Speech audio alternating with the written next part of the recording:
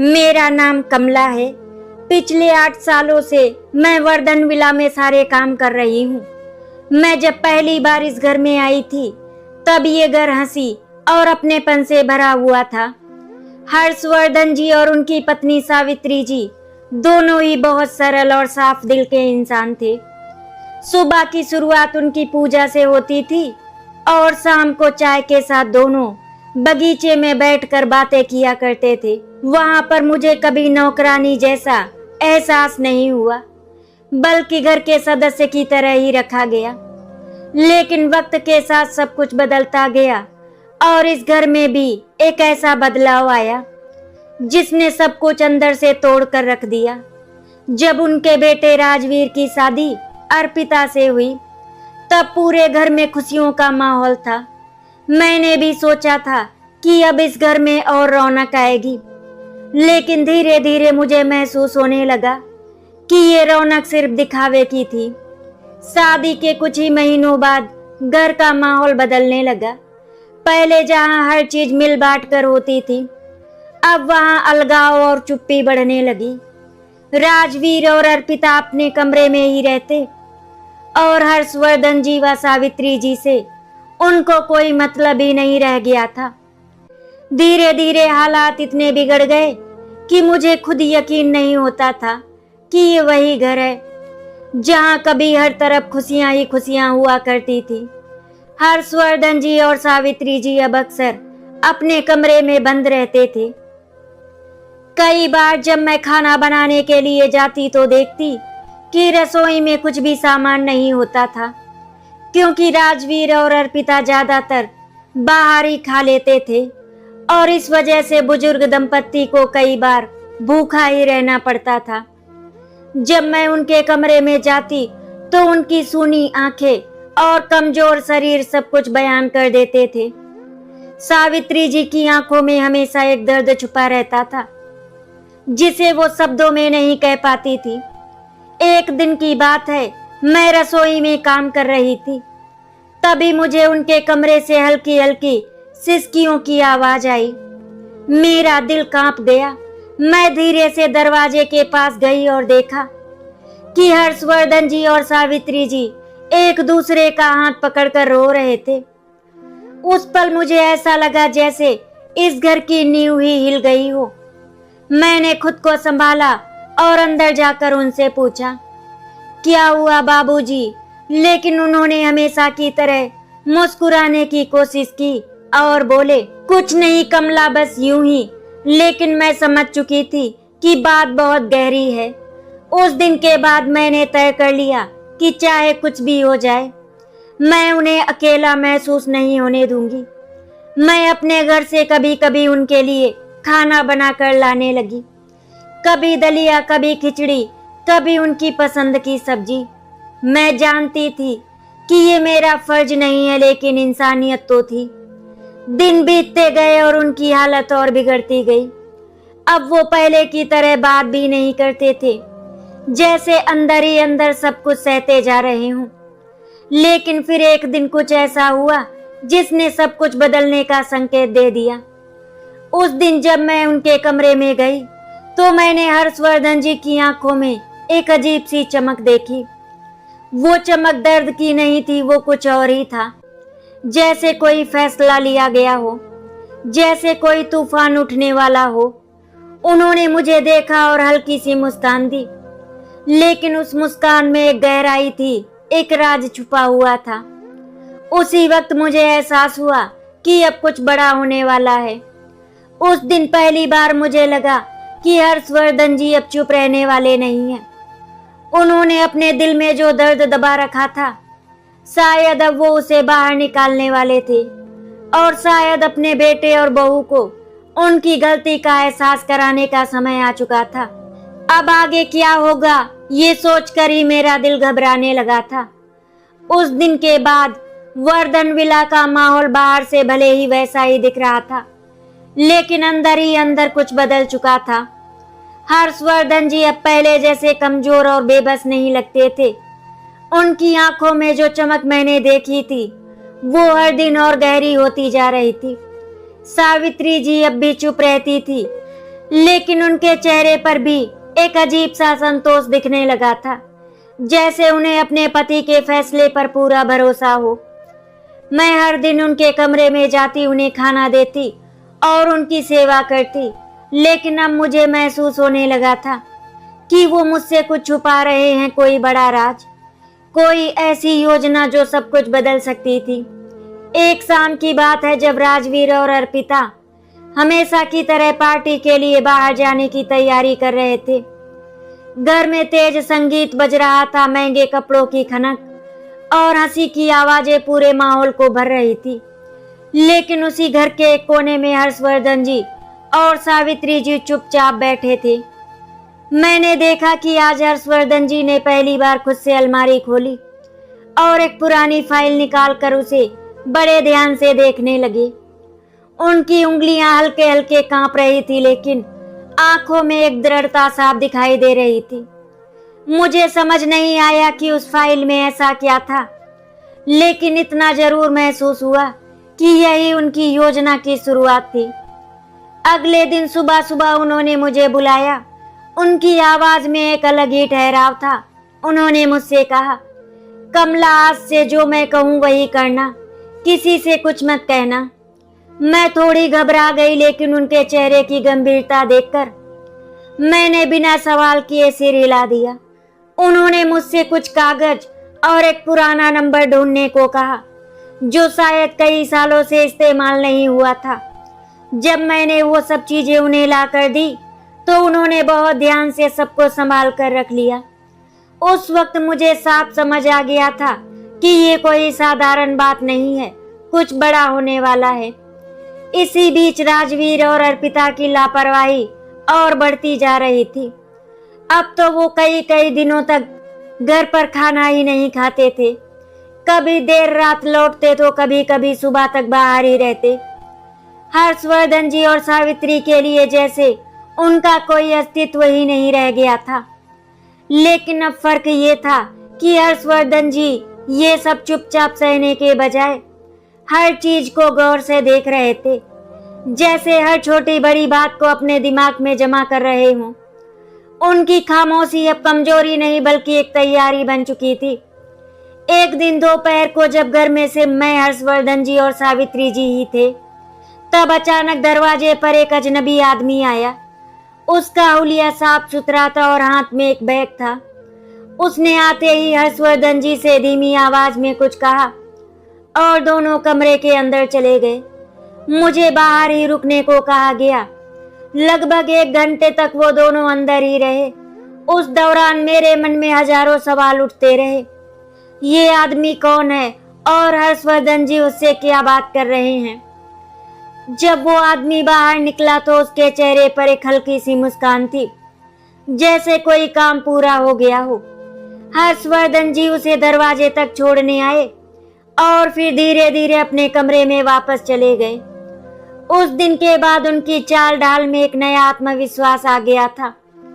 उन्होंने खाना भी अच्छे से खाया और पहली बार इतने दिनों बाद सावित्री जी के साथ बैठकर लंबी बात की। सावित्री जी की आंखों में भी अब डर की जगह उम्मीद नजर आने लगी। मुझे अब यकीन हो गया था कि हर्षवर्धन जी अपने बेटे और बहू को सबक सिखाने के लिए कोई ठोस कदम उठा लिया है, लेकिन वो क्या है ये अभी भी एक रहस्य बना हुआ था। घर में सब कुछ सामान्य दिख रहा था, लेकिन उस सामान्यता के पीछे एक गहरी साजिश पल रही थी, जिसका असर बहुत जल्द सामने आने वाला था। और मुझे सबसे ज्यादा डर इस बात का था कि जब ये सच्चाई सामने आएगी तब इस घर में क्या होगा। वर्धन मिलाप बाहर से पहले जैसा ही दिखता था, शानदार सजा हुआ और शांत, लेकिन उस शांति के पीछे अब एक अजीब सा तनाव छिपा हुआ था। हर्षवर्धन जी का व्यवहार पूरी तरह बदल चुका था। अब वो पहले की तरह चुपचाप सहने वाले इंसान नहीं रहे थे, बल्कि हर चीज को बहुत सोच समझ कर करने लगे थे। उनकी आंखों में जो ठहराव था वो किसी बड़े फैसले की ओर इशारा कर रहा था। सावित्री जी भी अब उतनी टूटी हुई नहीं लगती थी। वो कम बोलती थी, लेकिन जब भी हर्षवर्धन जी उन्हें देखते उनकी आंखों में एक भरोसा साफ झलकता था। जैसे उन्हें पता हो कि अब न्याय होने वाला है। इसी बीच राजवीर और अर्पिता की लापरवाही अपने चरम पर पहुंच चुकी थी। अब तो उन्होंने हद ही कर दी थी। एक दिन जब मैं सुबह घर पहुंची तो देखा कि पिछली रात से रसोई में कुछ भी नहीं बना था। हर्षवर्धन जी और सावित्री जी दोनों ही भूखे बैठे थे। उनके चेहरे पर थकान और निराशा साफ दिखाई दे रही थी। मैंने तुरंत अपने घर से लाया हुआ खाना उन्हें परोसा। सावित्री जी की आंखों में आंसू आ गए, लेकिन उन्होंने कुछ नहीं कहा। उस पल मुझे बहुत गुस्सा आया। अपने ही माता पिता के साथ कोई इतना बेरहम कैसे हो सकता है। उसी दिन दोपहर को एक और अजीब घटना हुई। वही अजनबी आदमी फिर से घर आया, लेकिन इस बार उसके साथ 2 और लोग थे।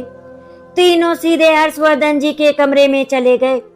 दरवाजा बंद कर लिया गया और मुझे फिर से बाहर ही रुकने को कहा गया। इस बार बातचीत और भी लंबी चली। अंदर से कभी कभी कागजों की आवाज आती तो कभी धीमी धीमी फुसफुसाहट।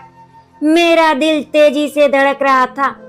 मुझे महसूस हो रहा था कि ये सिर्फ एक साधारण मुलाकात नहीं है, ये कुछ ऐसा है जो इस घर की दिशा ही बदल देगा। करीब 1.5 घंटे बाद जब दरवाजा खुला तो मैंने देखा कि हर्षवर्धन जी के चेहरे पर एक अजीब सी संतुष्टि थी।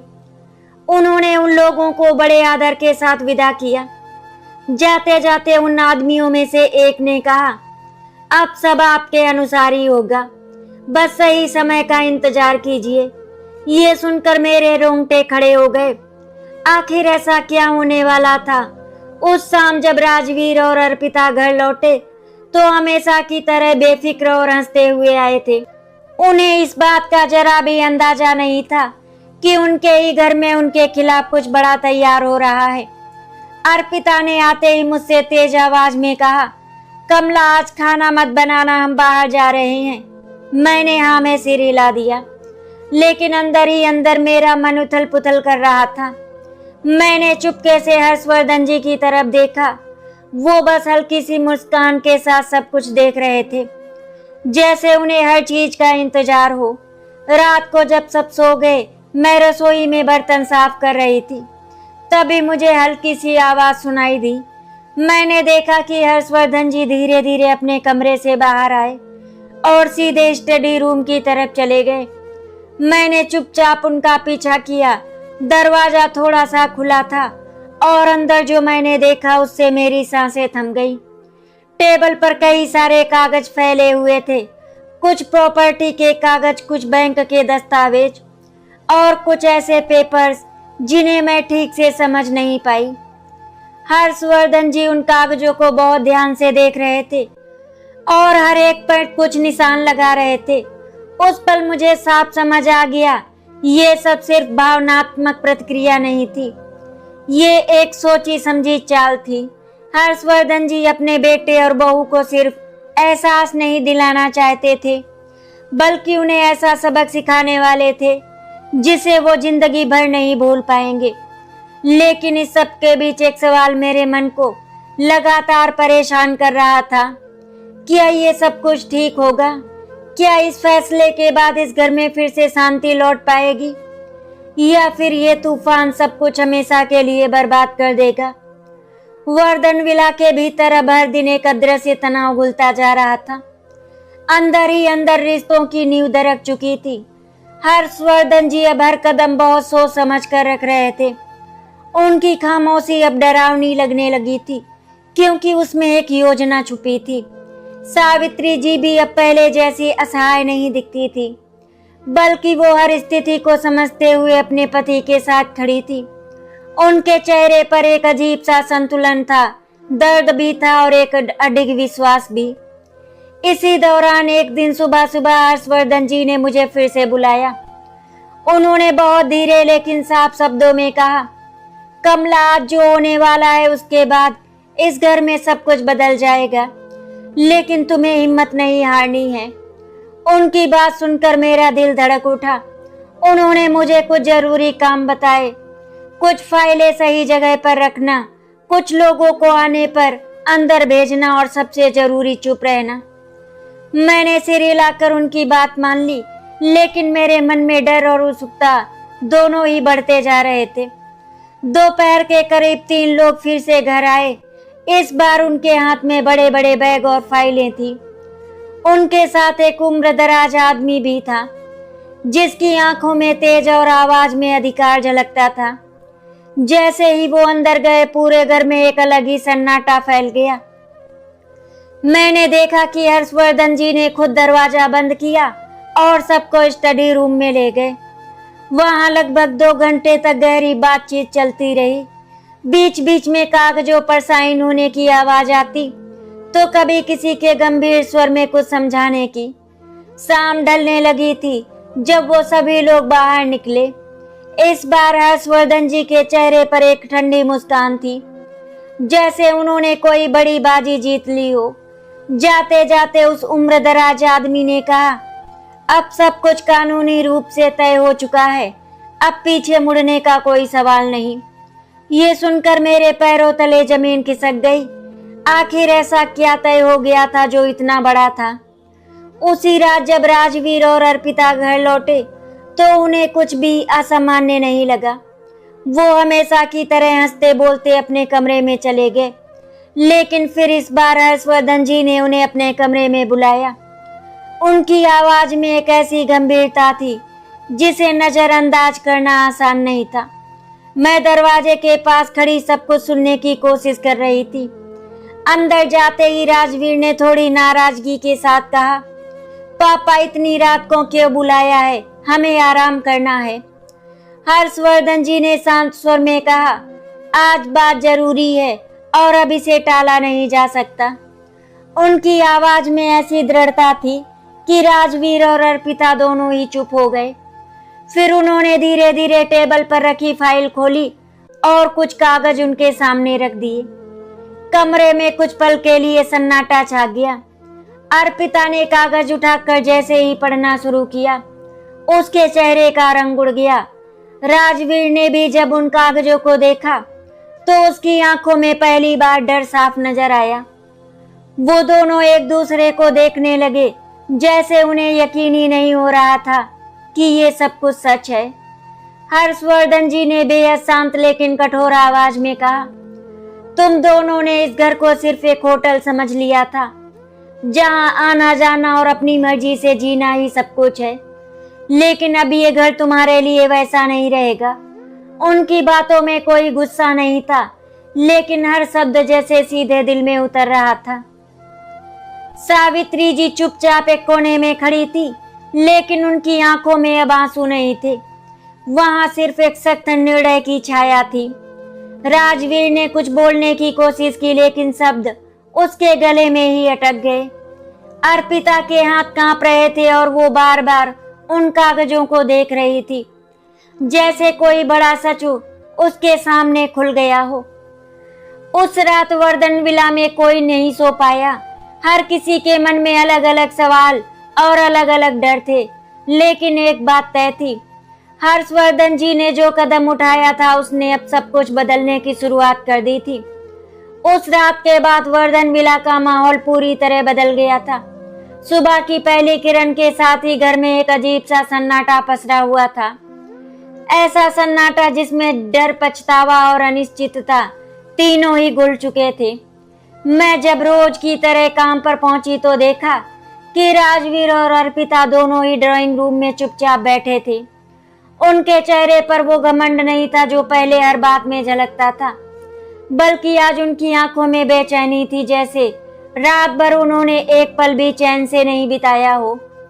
हर्षवर्धन जी अपने कमरे से बाहर आए तो उनकी चाल पहले से कहीं ज्यादा मजबूत लग रही थी।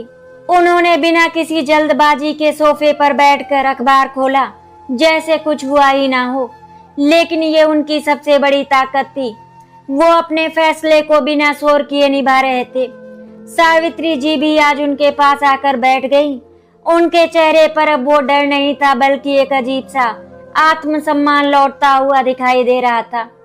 थोड़ी देर बाद राजवीर ने हिम्मत जुटाकर धीरे से कहा, पापा ये सब क्या है? आपने ऐसा क्यों किया?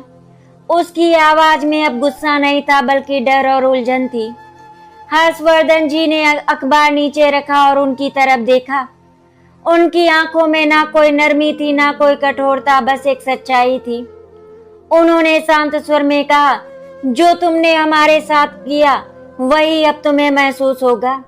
फर्क सिर्फ इतना है कि हमने तुम्हें सिखाने के लिए ये किया है, तोड़ने के लिए नहीं। अर्पिता जो अब तक चुप थी अचानक बोल पड़ी, लेकिन ये सब बहुत ज्यादा है। आपने हमें इस घर से बेदखल करने का फैसला कैसे ले लिया?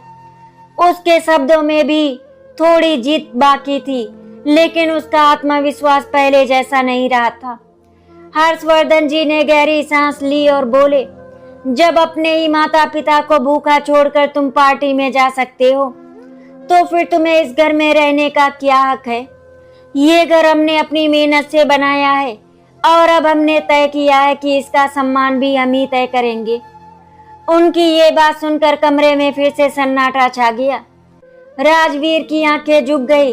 शायद पहली बार उसे अपनी गलती का एहसास हो रहा था। वो कुछ बोलना चाहता था, लेकिन शब्द उसके घर पास नहीं थे। अर्पिता भी अब पूरी तरह शांत हो चुकी थी। उसके चेहरे पर जो घमंड था वो अब धीरे धीरे टूट रहा था। इसी बीच हर्षवर्धन जी ने एक और कागज उनकी तरफ बढ़ाया। ये आखिरी मौका है, उन्होंने कहा। अगर तुम सच में अपनी गलती समझते हो तो अपने व्यवहार से साबित करो, वरना ये घर अब तुम्हारे लिए हमेशा के लिए बंद हो जाएगा। ये सुनकर दोनों के चेहरे पर फिर से तनाव आ गया। ये सिर्फ एक फैसला नहीं था, ये उनके रिश्ते की आखिरी परीक्षा थी। उस दिन के बाद घर में सब कुछ बदलने लगा। राजवीर अब घर पर ज्यादा समय बिताने लगा। वो पहली बार रसोई में आया और मुझसे पूछा, कमला मम्मी पापा को क्या पसंद है? उसकी आवाज में एक सच्ची कोशिश झलक रही थी। मैंने उसे बताया कि उन्हें सादा खाना पसंद है, दाल चावल और हरी सब्जी। उस दिन उसने खुद अपने हाथों से खाना बनाया। भले ही स्वाद उतना अच्छा नहीं था, लेकिन उसमें जो भावना थी वो बहुत बड़ी थी। अर्पिता भी अब बदलने की कोशिश कर रही थी।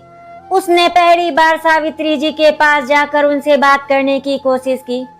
शुरुआत में सावित्री जी ने ज्यादा प्रतिक्रिया नहीं दी, लेकिन धीरे धीरे उनके चेहरे पर भी नरमी आने लगी। ये बदलाव छोटा जरूर था, लेकिन बहुत अहम था। मैं ये सब देखकर हैरान भी थी और खुश भी, लेकिन कहीं न कहीं मेरे मन में अभी भी एक डर बाकी था। क्या ये बदलाव सच में दिल से है या सिर्फ मजबूरी में किया जा रहा है? क्योंकि अगर ये सिर्फ दिखावा हुआ तो ये घर फिर से उसी अंधेरे में चला जाएगा जहां से वो अभी अभी बाहर निकलने की कोशिश कर रहा था। अब सब कुछ इस बात पर निर्भर था कि राजवीर और अर्पिता अपने इस बदलाव को कितना सच्चा साबित कर पाते हैं, क्योंकि हर्षवर्धन जी अब कोई भी गलती दोबारा माफ करने के लिए तैयार नहीं थे। वर्धन विला में अब जो बदलाव दिखाई दे रहा था वो ऊपर से तो सकारात्मक लगता था, लेकिन अंदर ही अंदर हर किसी के दिल में एक अनकहा डर अब भी मौजूद था। हर्षवर्धन जी ने जो शर्त रखी थी वो सिर्फ शब्दों तक सीमित नहीं थी, वो एक ऐसी कसौटी थी जिस पर राजवीर और अर्पिता को खुद को साबित करना था। अब हर दिन, हर छोटा व्यवहार, हर छोटी जिम्मेदारी एक परीक्षा बन चुकी थी।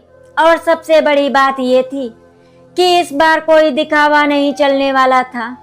राजवीर ने सच में अपने आप को बदलने की कोशिश शुरू कर दी थी। अब वो सुबह जल्दी उठता, अपने माता पिता के कमरे में जाकर उनका हालचाल पूछता और उनके साथ बैठकर चाय पीता। शुरुआत में उसकी ये कोशिशें थोड़ी बनावटी लगती थी, लेकिन धीरे धीरे उसमें एक सच्चाई झलकने लगी। एक दिन मैंने देखा कि वो अपने पिता के पैरों के पास बैठकर उनसे पुराने दिनों की बातें कर रहा था।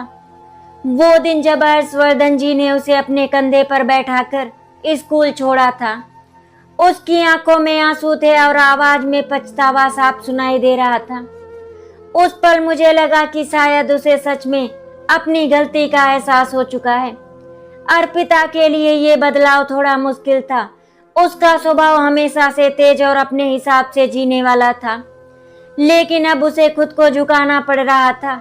शुरुआत में वो हर काम में झुंझलाहट दिखाती थी, लेकिन धीरे धीरे उसने खुद को संभालना शुरू किया।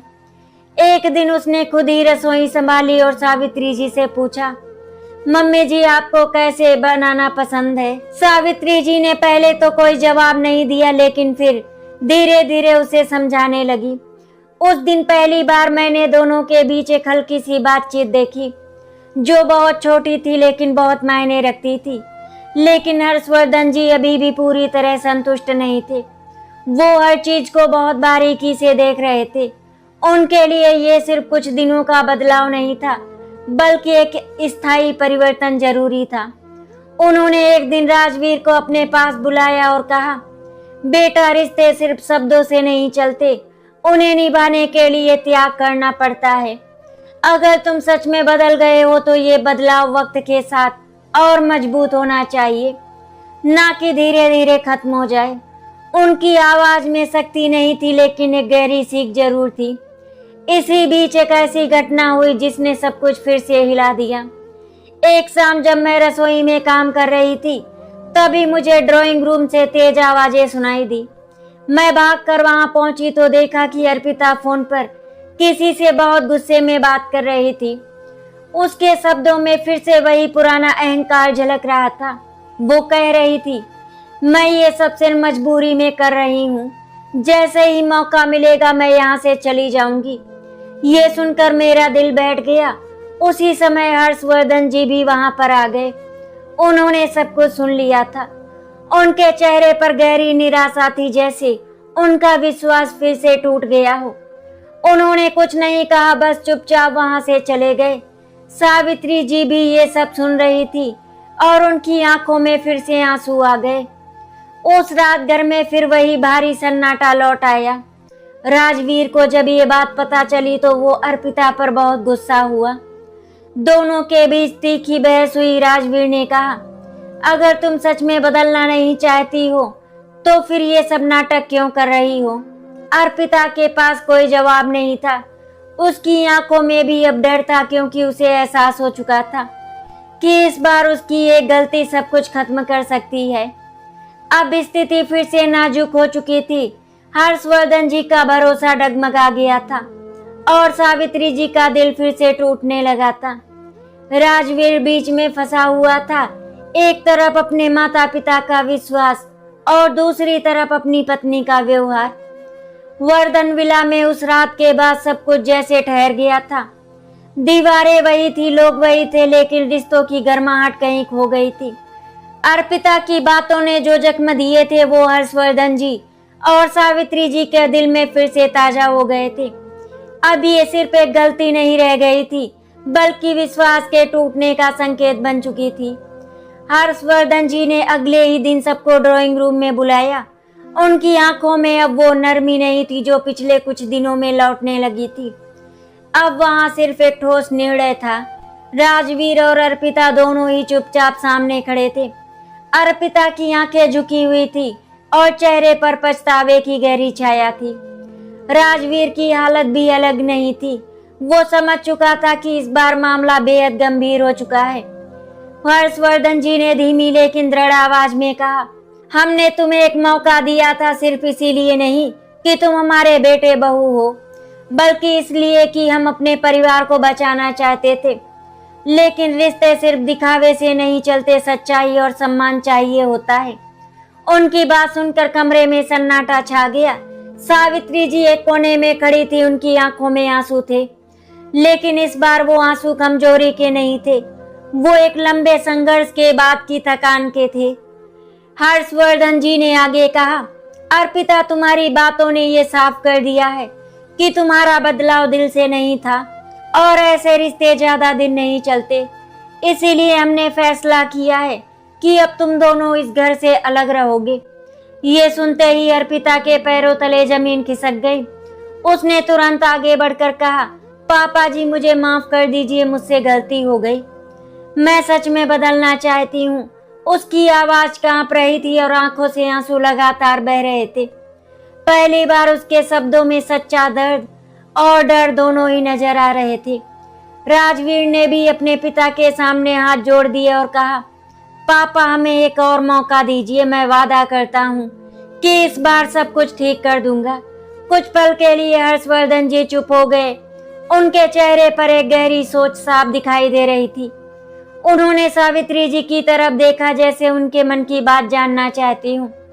सावित्री जी धीरे धीरे उनके पास आई और बहुत शांत स्वर में बोली, अगर आज हमने इन्हें एक और मौका नहीं दिया तो शायद ये परिवार हमेशा के लिए टूट जाएगा, और अगर दिया तो हो सकता है ये सच में बदल जाए। उनकी बात सुनकर हर्षवर्धन जी की आंखों में एक हल्की सी नरमी लौट आई। उन्होंने गहरी सांस ली और फिर राजवीर और अर्पिता की तरफ देखा। ठीक है, उन्होंने कहा, ये तुम्हारा आखिरी मौका होगा, लेकिन इस बार कोई गलती हुई तो फिर कोई माफी नहीं मिलेगी। उनकी आवाज में चेतावनी भी थी और उम्मीद भी। उस दिन के बाद वर्धन विला में धीरे धीरे सब कुछ बदलने लगा। इस बार बदलाव सिर्फ दिखावे का नहीं था, बल्कि दिल से था। अर्पिता ने सच में खुद को बदलने की कोशिश शुरू की। अब वो हर काम पूरे मन से करती, सावित्री जी का ख्याल रखती और उनके साथ समय बिताती। उसने अपने अंदर के अहंकार को छोड़कर रिश्तों की अहमियत को समझना शुरू कर दिया था। राजवीर भी अब पहले जैसा नहीं रहा था। वो अपने माता पिता के साथ हर पल बिताने की कोशिश करता, उनकी जरूरतों का ध्यान रखता और उन्हें वो सम्मान देता जिसके वो हकदार हैं। मैं ये सब देखकर बहुत खुश थी। मैंने इस घर को टूटते हुए भी देखा था और अब फिर से जुड़ते हुए भी देख रही थी। मुझे अब यकीन हो गया था कि अगर इंसान सच में अपनी गलती समझ ले तो हर रिश्ता फिर से बन सकता है। वर्धन विला में अब फिर से हंसी लौट आई थी, लेकिन इस बार उस हंसी में एक सीख छुपी थी कि रिश्तों की असली कीमत तब समझ आती है जब वो टूटने के कगार पर पहुंच जाते हैं। हर्षवर्धन जी ने जो सबक सिखाया था वो सिर्फ उनके बेटे बहू के लिए नहीं था, बल्कि हर उस इंसान के लिए था जो अपने ही अपनों की अहमियत भूल जाते हैं। आशा करती हूँ आपको हमारी कहानी अच्छी लगी होगी। अगर आपको हमारी कहानी अच्छी लगी तो वीडियो को लाइक एंड शेयर करें, चैनल को सब्सक्राइब करें। वीडियो देखने के लिए आपका बहुत बहुत धन्यवाद।